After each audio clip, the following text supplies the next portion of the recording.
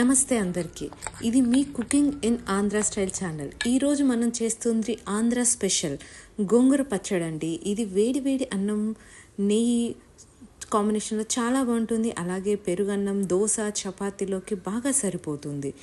ఇప్పుడు ఇంగ్రీడియంట్స్ ఏవి కావాలో ఇప్పుడు చూద్దామండి. విధానం చూద్దామండి. ఖచ్చితమైన కొలతలతో చేయబోతున్నాను. ఇలా చేస్తే చాలా అంటే చాలా బాగుంటుంది. ఫస్ట్ ప్యాన్ వేడి చేసుకొని 1.5 టేబుల్ స్పూన్ ఆయిల్ వేసుకోండి. ఇది కొంచెం ఆయిల్ వేడయ్యాక 1 టేబుల్ స్పూన్ జీలకర్ర వేసుకోవాలి. అలాగే 2 టేబుల్ స్పూన్ ధనియాలు వేసుకోవాలి. ఈ వేగుతుండగానే మనము వెల్లుల్లి రెబ్బలు పక్కన కొట్టేసుకొని 7 నుంచి 8 వరకు ఇలా వేసుకోవాలి. 1/4 టీ టేబుల్ స్పూన్తో మెంతులు వేసుకోవాలనుకోండి. అలాగే పచ్చిమిర్చి, ఎండుమిర్చి రెండు కలిపి 35 గ్రామ్స్ తీసుకోండి. ఏదైతే మీకు కారం సరిపోతుందో అలా చూసుకోండి. నాకు కారం సరిపోయేటట్లు నేను వేసుకున్నానండి. 35 గ్రామ్స్ అండి రెండు కలిపి. అలాగే ఇంగువ ఒక 2 చిటికెళ్ళు తీసుకోండి.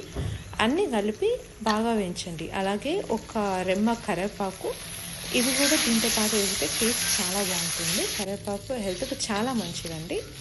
పిల్లలు పక్కన పడేస్తుంటారు కదండి, అలా పడేయకుండా ఇందులో వేస్తే, మిక్సీలో వేస్తే పౌడర్గా అయిపోతుంది కాబట్టి కంపల్సరీ తింటారు. ఇవన్నీ నేను ఇవి సపరేట్ బౌల్లోకి తీసుకోవాలండి. తీసుకున్న వెంటనే ఉన్న ఆయిల్తో సరిపోతుంది. లేదు అంటే 1/2 టేబుల్ స్పూన్ ఆయిల్ వేసి వేడైన వెంటనే మనం 90 గ్రామ్స్ ఏవైతే టమాటోస్ కట్ చేసి పెట్టుకున్నామో 90 గ్రామ్స్ ఆఫ్ టమాటోస్ వేయండి. అవి వేగుతుండగానే మనము 15 గ్రామ్స్ ఆఫ్ సాల్ట్ వేయాలండి. ఆ మెత్తటి ఉప్పు అయినా పర్లేదు, కల్లుప్పు అయినా పర్లేదండి. నేను ఇక్కడ కల్లుప్పు యూజ్ చేశాను. దాని తర్వాత 1/2 టీ స్పూన్ పసుపు వేయండి.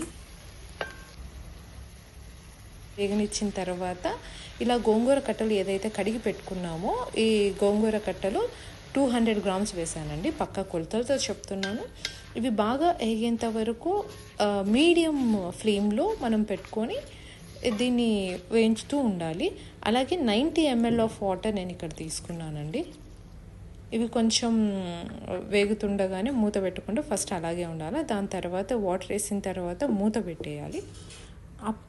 అప్పుడప్పుడు ఇది చెక్ చేస్తూ ఉండాలి ఎంతవరకు వేగిందని. కరెక్ట్ 10 మినిట్స్లో వేగిపోతుందండి.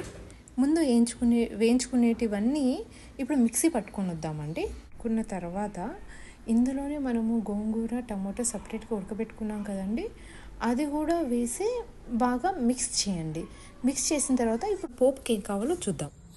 ఫస్ట్ ఆయిల్ వేడైన తర్వాత 2 టేబుల్ స్పూన్ ఆయిల్ వేసుకోవాలండి, 2-3 వరకు.